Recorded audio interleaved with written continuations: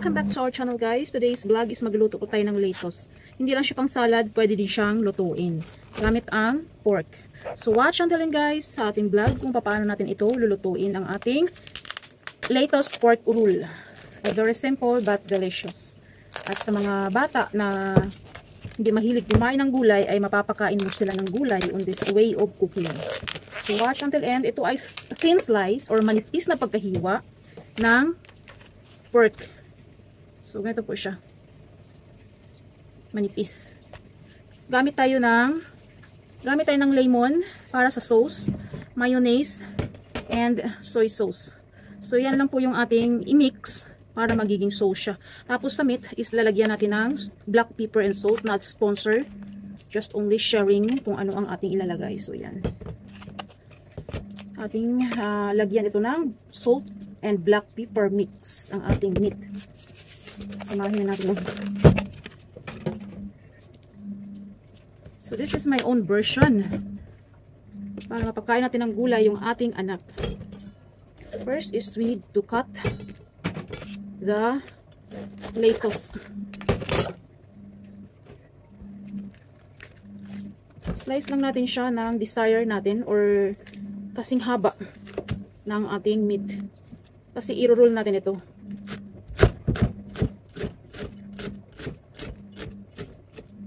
Something like that.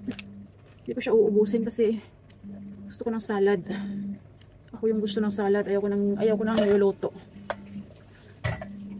Ginagawa ko lang itong ganitong paraan para mapapakain ko ng gulay yung aking mga anak na tamad kumain ng gulay.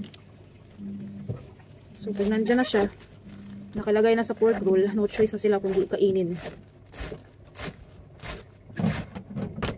Then after that, ito yung ating nilagyan ng pork. Ilalagay lang natin yung ating lettuce dito. Tapos i-roll natin siya.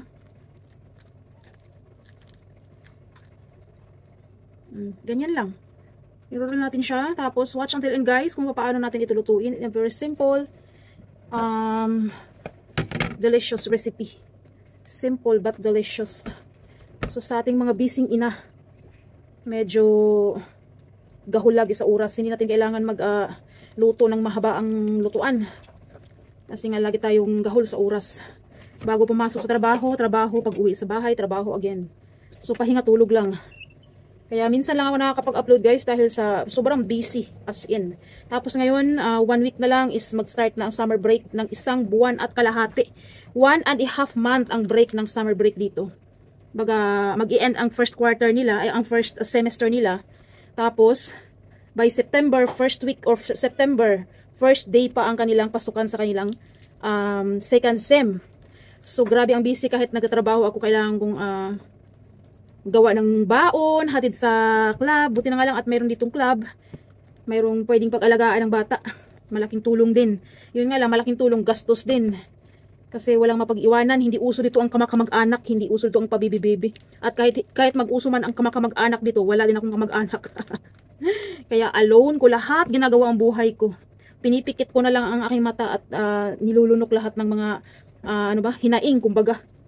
So sa mga single mom, laban lang. Lalong-lalo na sa mga single mom na sa ibang bansa na walang ibang makapitan kundi sariling braso lang. Walang ibang aasahan kundi sariling lakas lang. Laban lang tayo guys, kaya natin to. So ayan, ganyan lang siya guys. Tapos lulutuin natin yan, hindi na pwedeng kainin hilaw yan. So yun lang yung aking sinishare, ang haba naman ng kwento ko. So watch until end, medyo bahagian natin siyang lalaparin para marul natin siyang maigi. So ganun. So this is my own version. Very very delicious.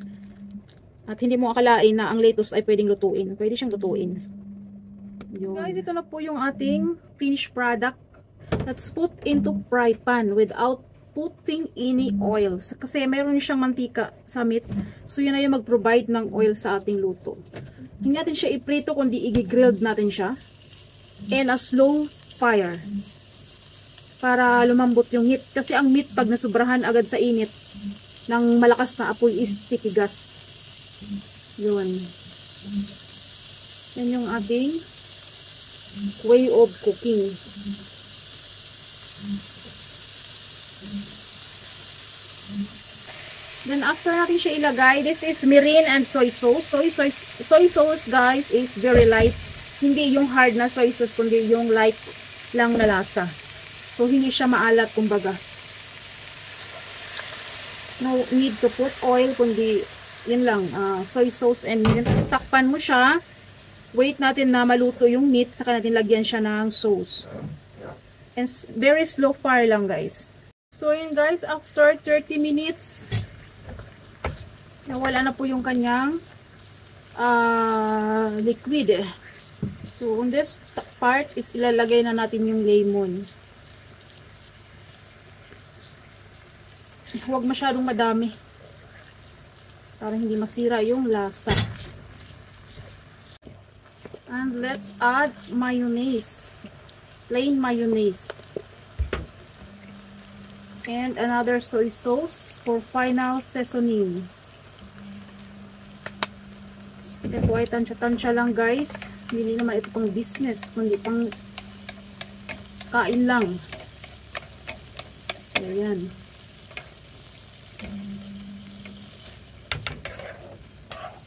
Ito na yung pinaka-sauce na bale.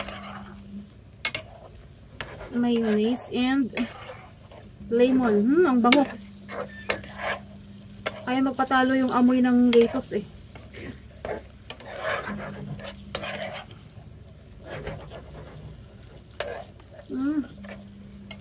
Malambot na yung meat kasi manipis lang naman yung meat natin. At hindi rin maganda sa meat ng overcook. Mawawala yung kanyang lasa. Tama lang, luto lang. Basta luto lang, ganun. Mostly naman kasi dito sa mga meat sa Japan is fresh.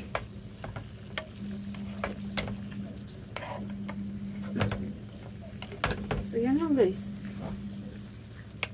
Na ito lang siya kasimple, pero delicious.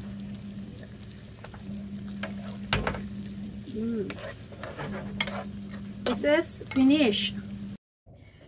At ready to serve na po ito. Ating lettuce pork roll with original sauce. Simple lang pero masarap. The best to cook than to buy ready to eat. Kasi nakokontrol mo yung mga condiments na ilalagay mo at syempre masarap. Magagawa mo yung lasa na gusto mo. Mostly naman kasi sa lasa na gusto ko is nasa mind. Nasa mind ko lang eh. Iisip ko lang siya. Tapos itatry ko siyang lutuin. Pag pumatok siya sa panlasa ng mga anak ko, ayun. Isa na yun, dagdag menu na yun. Ganun lang. And let's add black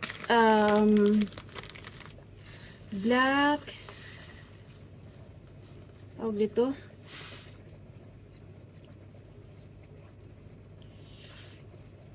black sesame. Ang tagal kasi nasa isip ko is Japanese term. My god, this is finished product. So yun guys, thanks for watching until here. I hope you like it.